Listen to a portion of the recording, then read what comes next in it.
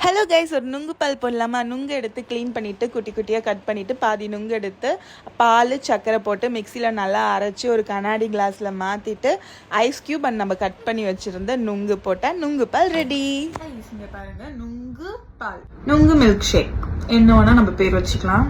பார்க்கவே அப்படியே ஒயிட் கலரில் செம்ம அந்த பல்பி நுங்குலாம் அப்படியே அழகாக தெரிஞ்சு க்யூட்டாக இருக்குல்ல.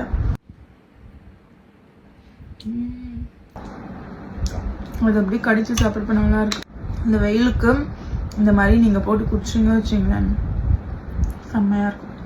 ஒரு ஒரு சிப்லையும் நம்ம கட் பண்ணி போட்ட அந்த பல்ப் இருக்கு, அது நம்ம அப்படியே சாப்பிட்றப்ப செம்மையாக இருக்கு. ஆக்சுவலாக அதுதான் highlight.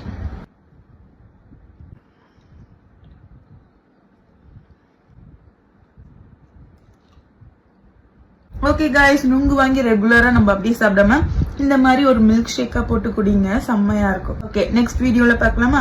By guys, love you all.